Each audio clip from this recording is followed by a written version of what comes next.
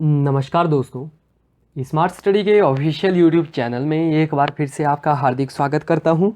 आशा करता हूं कि आप सब जो है ठीक होंगे, बिल्कुल खाते पीते होंगे, मज़े में होंगे, ठंड से बचते रहे होंगे। तो दोस्तों, बहुत दिनों के बाद आपसे मुलाकात हो रही है और मुलाकात हम कैसे कर रहे हैं, इंग्लिश को लेकर आपसे मुलाकात कर रहे हैं। तो आरंभ बैच में आप सभी का स्वागत है। जुड़ जाइए, जितने को जुड़ना था शायद जुड़ गए होंगे, क्योंकि इससे ज़्यादा जुड़ते नहीं हैं और जो नहीं जुड़ते उनने कहे ही क्या। तो दोस्तों, आज हम क्या पढ़ेंगे? इंग्लिश पढ़ेंगे। इंग्लिश में हम बेसिक से शुरुआत करेंगे। जैसे हिंदी में हमने क्या पढ़ा था? हिंदी में हमने वर्णमाला को पढ़ा था, वर्णमाला पढ़ा था। उसके बाद वर्णमाला के बाद हमने और चीज़ें पढ़ी थी। तो इंग्लिश में भी हम सबसे पहले अल्फ़ाबेट को पढ़ेंगे। अल्फ़ाबेट को पढ़ने के बाद हम क्या करेंगे? कुछ और पढ़ लेंगे, नाउन पढ़ लेंगे। एक दिन क्या करेंगे हम, एक वीडियो में आपको जो है कंप्लीट, मतलब जितने भी सब्जेक्ट आपके पटवारी में आएंगे उन सभी का सिलेबस आपको प्रोवाइड करवा देंगे, वीडियो के पीडीएफ में प्रोवाइड करवा देंगे। फिलहाल आप इंग्लिश में इतना ही समझिए कि हमें क्या पढ़ना है, जो पढ़ रहे हैं उन्हीं को रिवाइज कीजिएगा। देखिए, जैसे है ना, मतलब कोर्ट में गीता के ऊपर हाथ रखवा कर कसम दिलाई जाती है कि भाई जो भी बोलूँगा सच के सिवा कुछ नहीं बोलूँगा। उस तरह से हमने भी कसम खा रखी है कि हम आपको जो भी करवाएंगे, डीपली करवाएंगे, हाई लेवल का करवाएंगे, उसके सिवा कुछ नहीं करवाएंगे। जो भी होगा हाई लेवल का होगा, डीपली होगा, कुछ चीज़ें छूटेंगी नहीं। जो चीज़ें छूटेंगी वो एमसीक्यू में क्लियर हो जाएंगी, वहीं से भी जो चीज़ें छूट जाएंगी वो आपकी मॉक टेस्ट में क्लियर हो जाएंगी। बाकी आप सोच रहे होंगे कि इतने दिन से कहाँ गायब थे, तो थोड़ी सी प्रॉब्लम हो जाती है। अकेला बंदा क्या क्या संभालेगा बताओ ज़रा। पीडीएफ टाइप करूं, वीडियो बनाऊं, खुद के लेक्चर लगाऊं, क्योंकि इंग्लिश का ऐसा है ना दोस्तों, अगर आप किताब उठाओगे तो किताबों के पन्ने ही बदलते रहोगे, कुछ समझ नहीं आएगा। तो वीडियो भी देखनी पड़ती है, 2-2 घंटे के लेक्चर हैं। बाकी चलिए, अपना दुख दर्द पीड़ा क्यों सुनाऊं आपको। मेरा दुख मुझसे ज़्यादा कौन समझ सकता है। तो चलिए, बिना किसी समय को बर्बाद करते हुए, 2 मिनट 10 सेकंड बर्बाद होगी, तो बढ़ते हैं। तो सबसे पहले हम बात करेंगे इंग्लिश लेटर्स की। आप सभी को पता होगा इंग्लिश में लेटर्स जो होते हैं हमारे ए से लेकर जेड तक 26 लेटर होते हैं। वो कौन कौन से होते हैं? तो वो होते हैं हमारे A, B, C, D, E, F, G, H, I, J, K, L, M, N, O, P, Q, R, S, T, U, V, W, X, Y, Z. A से लेकर हमारे जेड तक जो है 26 लेटर होते हैं। अब ये मत बताना कि लेवल को थोड़ा सा हाई कर लो। जो हमारे इन 26 लेटर में वॉवल होते हैं, वॉवल को हिंदी में स्वर कहते हैं, वो हमारे 5 होते हैं। ए, ई, आई, ओ, यू, ये हमारे 5 स्वर होते हैं, 5 वॉवल होते हैं। कॉन्सोनेंट की बात करें तो कॉन्सोनेंट हमारे जो है 21 होते हैं। ए, ई, आई, ओ, यू को छोड़कर जो भी हमारे बच गए वो हमारे कॉन्सोनेंट यानी कि व्यंजन होते हैं। ये 26 लेटर होते हैं। इन्हीं 26 लेटर को एक दूसरे के साथ जोड़कर मीनिंगफुल सेंस बनाकर हम क्या करते हैं, हम वर्ड का निर्माण करते हैं, मतलब शब्द बनाते हैं, वर्ड बनाते हैं। वर्ड का मीनिंगफुल जब हम समूह बनाते हैं, group of meaningful sense of the word, उससे हम सेंटेंस बनाते हैं। बाकी सेंटेंस, जब सेंटेंस बन जाता है, बहुत सारे सेंटेंस होते हैं, उसी से आगे हम क्या बनती है, वो हमारी स्पीच बन जाती है। क्योंकि एक सेंटेंस की स्पीच नहीं होगी, स्पीच बहुत सारे सेंटेंस की होगी। और इसी स्पीच को जो है आगे चलकर हम किस में बांटते हैं, पार्ट ऑफ द स्पीच में बांटते हैं, पार्ट ऑफ द स्पीच में बांटते हैं। इतना आई होप कि समझ गए होंगे। बाकी बताइएगा यहाँ तक किसी को कोई दिक्कत।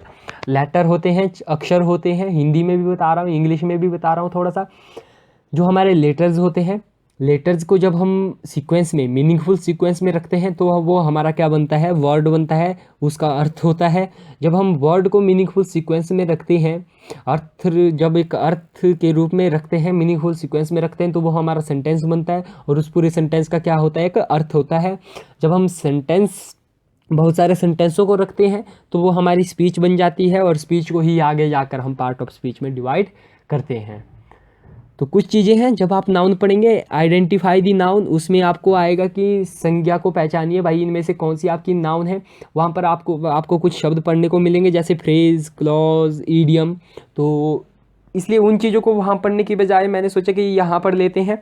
वहाँ ऐसा लगेगा कि आपको, ऐसा हो जाएगा कि आपको लगेगा हम क्या हो रहे हैं, चैप्टर से, मतलब जो टॉपिक है, टॉपिक से हम भटक रहे हैं। तो इसलिए मैं यहीं पर क्लियर करवा रहा हूँ। फ्रेज़, अगर आपने नाम सुना होगा तो अच्छी बात है, नहीं सुना होगा तो सुन लीजिएगा। फ्रेज़, वाक्यांश, फ्रेज़ का मतलब होता है हमारा वाक्यांश। चलिए फ्रेज़ को समझते हैं। Group of words which make incomplete sense, शब्दों का ऐसा समूह जो क्या करते हैं, सेंस तो बनाते हैं, ऐसा नहीं है कि सेंस नहीं बनाते, सेंस तो बनाते हैं लेकिन आधी अधूरी इनकम्प्लीट सेंस को बनाते हैं। चलिए इतना समझ गए होंगे। यह सेंटेंस नहीं होता, सेंटेंस का ही एक पार्ट होता है, it is a part of a sentence. Subject और इस वर्ब नहीं होती इसमें, सब्जेक्ट और दोस्तों वर्ब नहीं होती। सब्जेक्ट और वर्ब आपको पता ही होगा, अगर नहीं होगा तो आगे पढ़ लेंगे।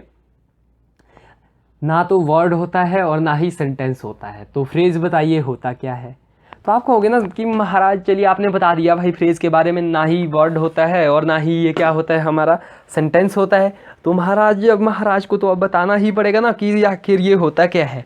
जो हमारा फ्रेज होता है ना दोस्तों, ये ना ही वर्ड होता है और ना ही सेंटेंस होता है। तो ये होता है वर्ड और सेंटेंस के बीच में लटका हुआ एक शब्द। समझ गए?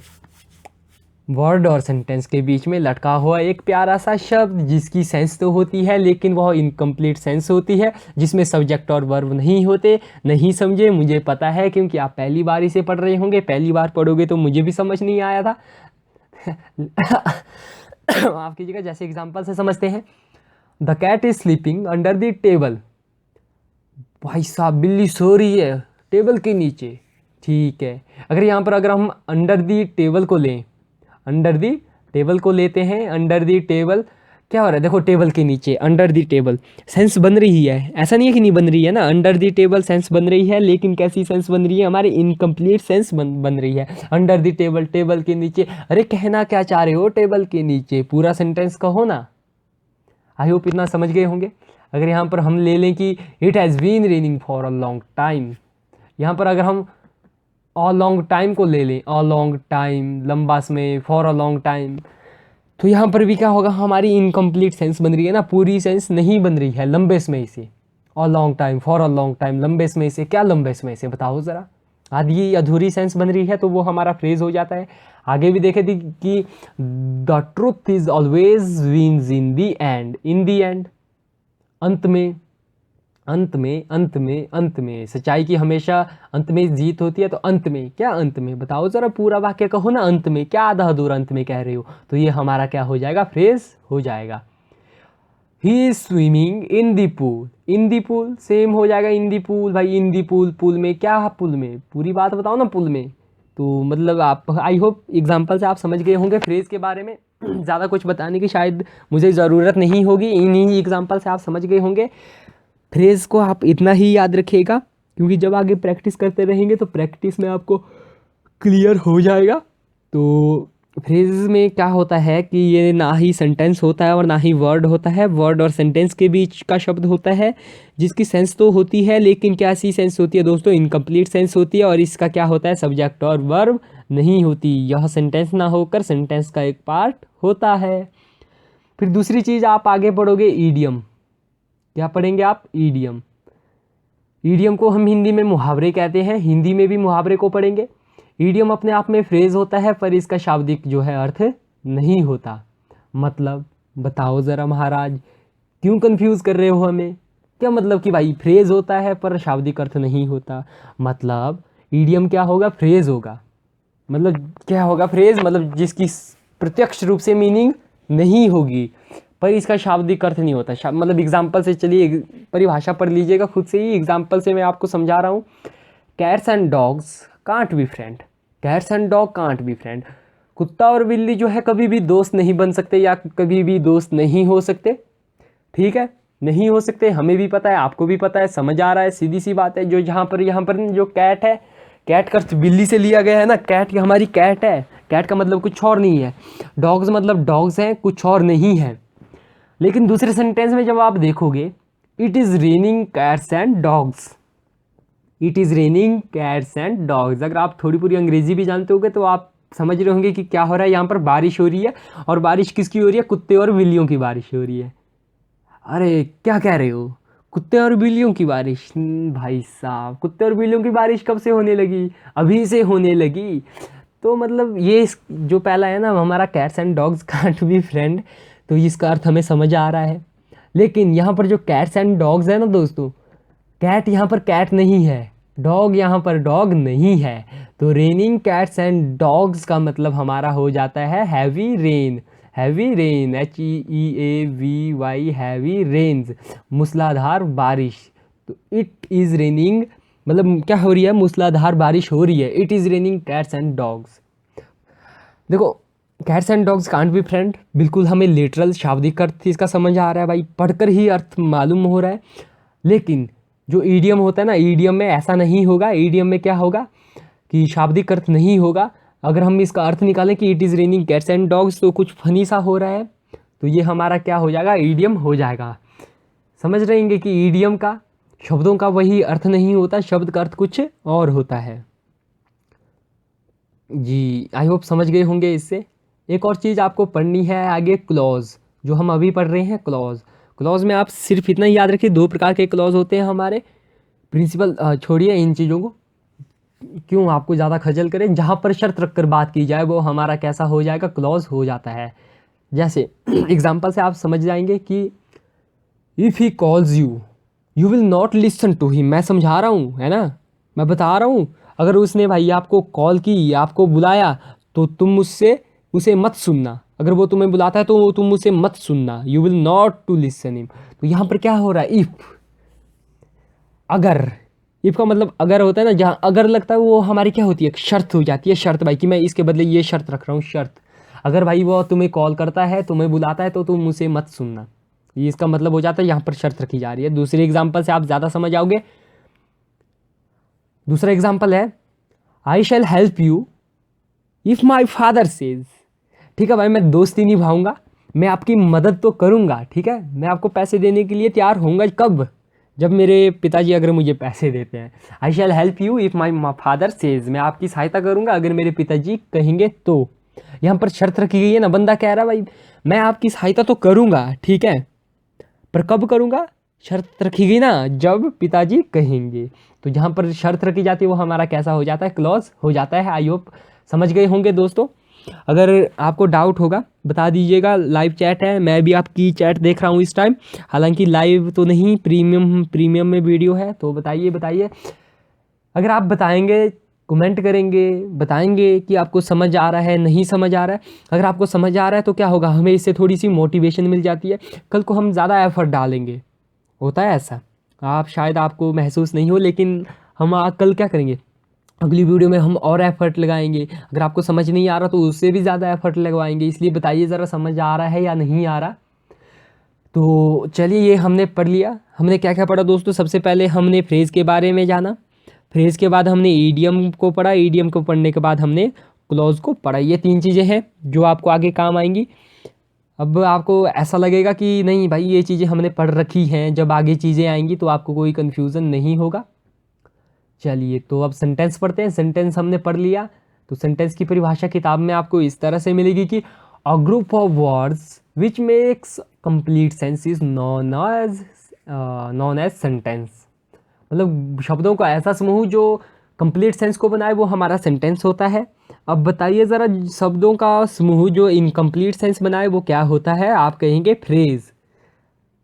तो टाइप्स ऑफ सेंटेंस, सेंटेंस के हमारे 5 प्रकार होते हैं। कौन कौन से देखते हैं। असर्टिव सेंटेंस पहला हो जाता है। दूसरा हमारा interrogative sentence, imperative sentence, exclamatory sentence और ऑप्टेटिव सेंटेंस।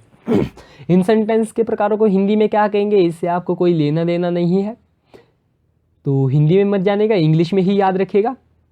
बाकी चलिए, अगर आया ना कि पहचाने कि यह कौन सा सेंटेंस है, तो उसको पढ़ते हैं। सबसे पहला हमारा असर्टिव सेंटेंस। अगर आपको असर्टिव सेंटेंस को पहचानना है तो आपको याद रखना कि उस सेंटेंस में क्या होगा, हमारा उस वाक्य में तथ्य आ जाएगा, तथ्य से रिलेटेड कोई बात कही जाएगी। अफर्मेटिव या अफ्रामेटिव जो है वो होगा सेंटेंस, नेगेटिव हो सकता है या अफ्रामेटिव। अफ्रामेटिव को आप पॉजिटिव में ले सकते हैं, सकारात्मकता इससे समझ सकते हैं। एग्जाम्पल से आप ज़्यादा बेहतर समझ पाएंगे। ही always gives his best effort in the team. क्या हो रहा है यहाँ पर, पॉजिटिविटी बता रही है ना, मतलब कि सकारात्मकता को दर्शाया जा रहा है कि ऑलवेज गिव्स, वो क्या करता है कि हमेशा सदा अपना बेस्ट एफर्ट टीम में देता है। मतलब कि पॉजिटिव सकारात्मकता के बारे में बताया जा रहा है व्यक्ति की। जहाँ पर सकारात्मकता की फीलिंग आती है वो हमारा कैसा हो जाता है, अफर्मेटिव में आ जाता है, मतलब कि असर्टिव सेंटेंस हो जाता है। दूसरे को देखें, he does not play with passion. वह क्या करता है कि जुनून के साथ नहीं खेलता। तो क्या नेगेटिव में बात बताई जा रही है, जहाँ पर नॉट, नाइदर, नन, नॉर आए वो हमारे नेगेटिव को रिप्रेजेंट करते हैं। तो ये हमारा नेगेटिव हो जाएगा। और जहाँ पर नेगेटिव आता है वो हमारा कैसा हो जाए, सेंटेंस हो जाता है, असर्टिव सेंटेंस हो जाता है। The earth moves round the sun. क्या करती है पृथ्वी, गोल गोल घूमती है, किसके, सूर्य के। तो यहाँ पर तथ्य की बात की गई है ना, तथ्य की, जहाँ पर तथ्यों की बात की जाती है दोस्तों, वो कौन सा सेंटेंस होता है, हमारा असर्टिव सेंटेंस होता है। Smoking smoking is injurious to health. क्या था वो, नशा जो है सेहत के लिए हानिकारक है। ठीक है, यहाँ पर क्या है, नेगेटिव फीलिंग आ रही है ना, नकारात्मकता का भाव आ रहा है, तो ये क्या हो जाएगा, हमारा नेगेटिव सेंटेंस हो जाएगा, मतलब कि असर्टिव सेंटेंस में चला जाएगा। बात करते हैं इंटेरोगेटिव सेंटेंस की। इंटेरोगेटिव सेंटेंस में क्या होता है, आप याद रखिएगा, जहाँ पर आपका क्वेश्चन मार्क होता है, जहाँ पर अंत में क्वेश्चन मार्क आएगा, फुल स्टॉप की जगह क्वेश्चन मार्क आएगा, वो हमारा इंटेरोगेटिव सेंटेंस में चला जाएगा। इंटेरोगेटिव की पहचान अगर आप देखें तो जिसमें प्रश्न पूछा जाता है, एक बार फिर से बता रहा हूँ, किताब में देख लीजिएगा, कोई टेंशन नहीं है, एग्जाम्पल कोई आप बुक में देख सकते हो, लेकिन अगर किताब को उठा लिया ना एक बार, किताब से बाहर नहीं निकल पाओगे, और ना ही किताब ज़िंदगी में कभी ख़त्म हो पाएगी, मेरी बात याद रखिएगा। तो आगे ये तो ऐसे ही है कि दो प्रकार होता है, WH टाइप, HV टाइप, ये ज़्यादा समझने की बात नहीं है। आप इतना याद रखिए कि why, whom, when, which, where, who, whose, how, what. WH type जो हमारी WH फैमिली होती है, इनसे मतलब ये जो शब्द मैंने बताए ना, 7-8 शब्द, इन्हीं से प्रश्न पूछा जाता है आपका।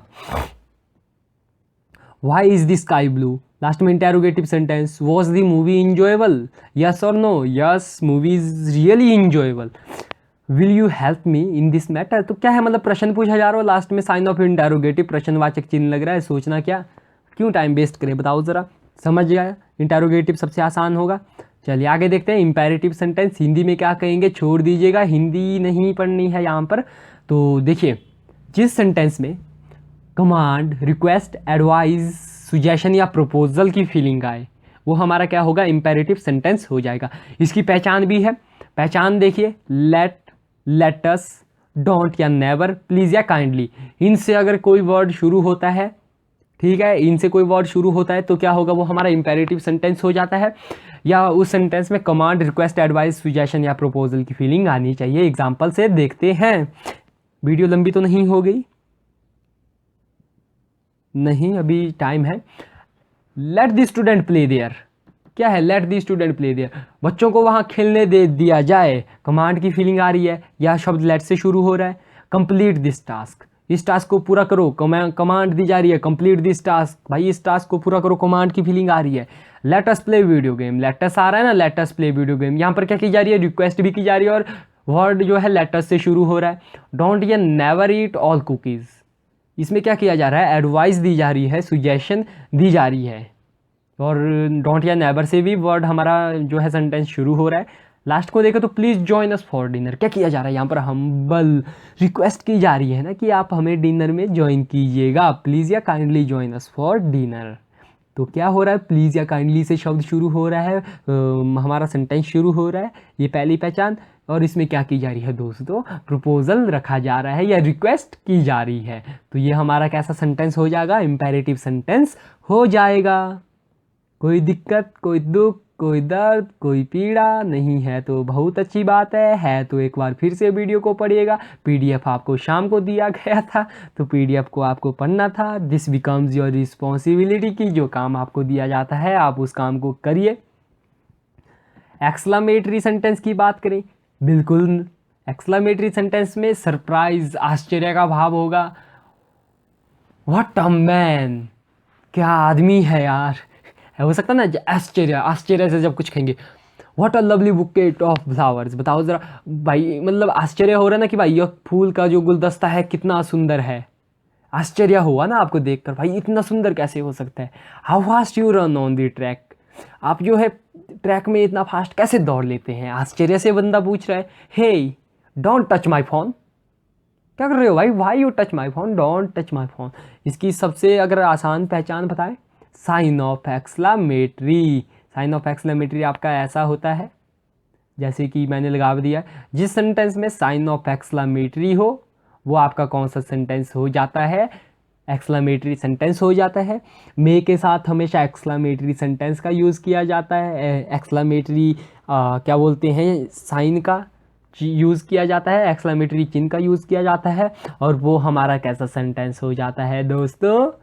गलत जवाब, एक्सक्लेमेटरी नहीं होता है, रट्टू तोते। चलिए देखिए, जैसे कि मैं बता रहा हूँ यहाँ पे ऑप्टेटिव सेंटेंस, ऑप्टेटिव सेंटेंस जहाँ पर प्रेयर, विश, कॉर्स, जो हमारी कॉर्स होती है ना, कॉर्स कह सकते हैं, कॉर्स इसका मतलब होता है हमारा श्राप, हिंदी में इसका मतलब होता है हमारा दोस्तों श्राप, ब्लेस आशीर्वाद। ऑप्टेटिव सेंटेंस में जो होगा, अधिकांश वाक्य या अधिकांश सेंटेंस आपके, मैक्सिमम सेंटेंस आपके मे और विश से शुरू होंगे। अगर कई बार नहीं हो सकते हैं तो देखिए कि may God bless all of us, may God bless all of us. तो क्या हो रहा है यहाँ पर, मे के साथ इसका चिन्ह एक्सक्लेमेटरी चिन्ह यूज़ हो रहा है ना, एक्सक्लेमेटरी साइन यूज़ हो रहा है, तो ऑप्टिमेटिव सेंटेंस में हो जाएगा। हालांकि इसको हम दूसरे तरीके से ऐसे लिख सकते हैं कि God bless all of us. यहाँ पर क्या हो रही है, ब्लेसिंग हो रही है, आशीर्वाद की मांग की जा रही है, भाई आशीर्वाद दिया जा रहा है, ब्लेस दिया जा रहा है। Wish you a very successful married life, sentence क्या हुआ, विश से शुरू हुआ। आगे है कि लॉन्ग लाइफ या long live the king of योमानिया, योमानिया का राजा जो है लंबी आयु जिए, चिरंजीवी जिए। लॉन्ग क्या किया जा रहा है यहाँ पर, प्रेयर की जा रही है भाई, प्रेयर, भगवान करे कि भाई वो राजा जो है लंबे वर्ष तक जिए। साइन ऑफ एक्सक्लेमेटरी भी आया यहाँ पर, लेकिन प्रेयर की भावना आ रही है। तो ये हमारे सेंटेंस खत्म हो जाते हैं। तो ये कुछ सेंटेंस हैं दोस्तों, 10 एग्जाम्पल मैंने दिए हैं। 10 एग्जाम्पल को आपको क्या करना है, पहचानना है कि रिकॉग्नाइज करना है, आइडेंटिफाई करना है कि ये सेंटेंस का कौन सा पार्ट होगा, असर्टिव होगा, इंटेरोगेटिव होगा, ऑप्टेटिव होगा, एक्सक्लेमेटरी होगा या कुछ और होगा। तो इसी के साथ दोस्तों अभी वीडियो को लेफ्ट मत कीजिएगा, बैक मत हुइए, क्या कीजिएगा, समझ आई होगी तो बता दीजिए, क्योंकि हमें भी पता चलेगा आपको समझ आ रही है या नहीं आ रही। हमारा मकसद आप तक कामयाब होना चाहिए। जैसे मैंने पहले भी कहा ना कि जैसे कोर्ट में गीता के ऊपर हाथ रखकर कहलाया जाता है कि मैं जो भी बोलूँगा सच बोलूँगा, सच के सिवा कुछ नहीं बोलूँगा। वैसे हमने भी कसम खा रखी है कि हम आपको जो भी करवाएंगे, डीपली करवाएंगे, हाई लेवल का करवाएंगे, उसके सिवा कुछ नहीं करवाएंगे। इसी कामना के साथ दोस्तों मुस्कुराइए, क्योंकि हम आपके साथ में हैं।